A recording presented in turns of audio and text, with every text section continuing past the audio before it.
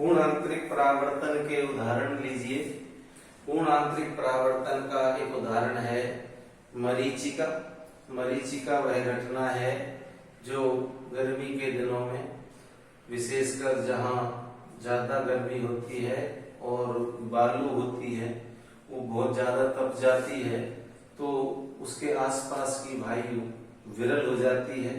उसकी तुलना में ऊपर वायु की परतें सघन होती हैं और जैसे जैसे प्रकाश की किरणें सतह की ओर आती हैं, आकाश की तरफ से आती हैं, तो वहाँ पूर्ण आंतरिक परावर्तन की शर्त का पालन हो जाने से वो सतह की ओर आते आते मुड़ने लगती हैं और मुड़ करके और घूमते हुए प्रेक्षक की आंखों की तरफ पहुंचती हैं और प्रेक्षक को वो किरणें ऐसे लगता है जैसे दूर स्थान से, जहाँ वो दूर सतह है, जो रेत है, वहां से वो किरणें आ रही हैं और उस जगह जलाशय जैसा प्रतीत होता है।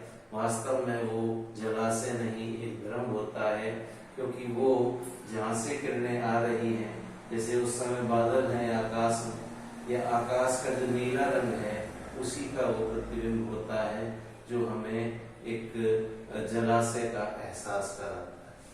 दूसरा जो उदाहरण है काफी महत्वपूर्ण, वो है प्रकाश तंतु।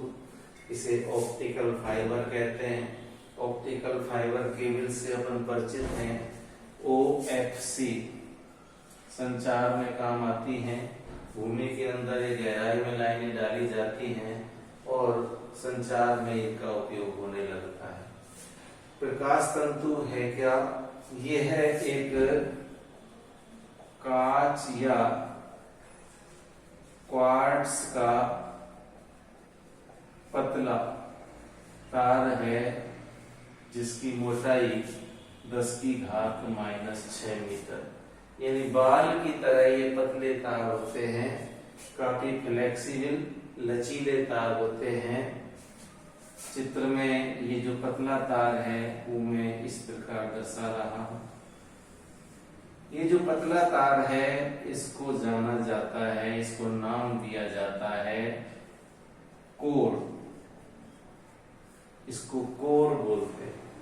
इसके ऊपर, इसके चारों तरफ एक कम अपवर्तनांक वाले पदार्थ की परत चढ़ा दी जाती है। ये इसके ऊपर पॉलिश कर दी गई है, कम अपवर्तनांक वाले पदार्थ की ये पॉलिश कर दी गई है। इस पॉलिश को नाम दिया जाता है क्लेडिंग। ये लिख दिया है क्लेडिंग। क्लेडिंग का अपवर्तनांक कम है तुलनात्मक रूप से, और कोर का अपवर्तनांक यानी म्यू अधिक होता है।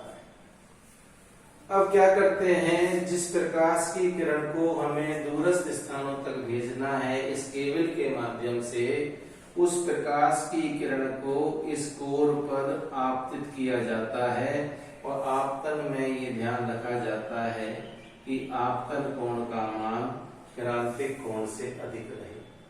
तो जैसे ही प्रकाश की किरण यहाँ कोर के किनारे पहुंचेगी तो इसको ऐसे लगेगा जैसे ये सघन से विरल माध्यम में जा रही है, क्योंकि क्लेडिंग का अपवर्तनांक कम है। तो यहाँ पर पूर्ण आंतरिक परावर्तन की शर्त का पालन हो जाता है और प्रकाश की किरण वापस इसी माध्यम में लौट जाती है। और यही बात फिर यहाँ पालन होगी।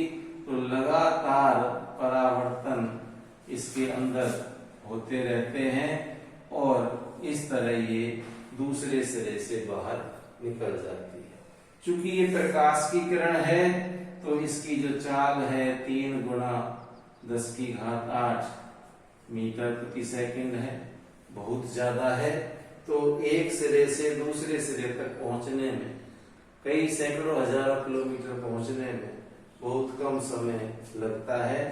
और इसमें सबसे बड़ा फायदा यह है, चूंकि ये पूर्ण आंतरिक परावर्तन की घटना है, तो प्रकाश की जो तीव्रता है उसमें कमी नहीं आती है, क्योंकि ना तो यहाँ प्रकाश का अवशोषण हो रहा है, ना यहाँ अपवर्तन हो रहा है। जितना प्रकाश डाला था उतना ही दूसरे सिरे पर प्राप्त हो जाता है। तो ये तो प्रकाश तंतु की बनावट रही। और कोई सिद्धांत की बात कहें तो सिद्धांत जैसे आपने देखा यह पूर्ण आंतरिक परावर्तन के सिद्धांत पर आधारित था। पूर्ण आंतरिक परावर्तन। अब इसके उपयोग की बात करें, उपयोग जैसा सबसे पहले ही बता दिया है, एक तो इसका उपयोग दूर संचार के क्षेत्र में है, यानी टेलीकम्युनिकेशन।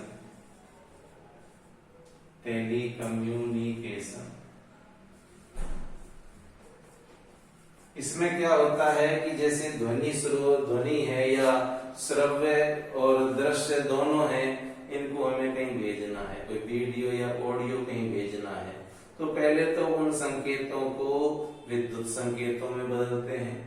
विद्युत संकेतों को फिर प्रकाश उत्सर्जक डायोड की मदद से प्रकाश संकेतों में बदलते हैं।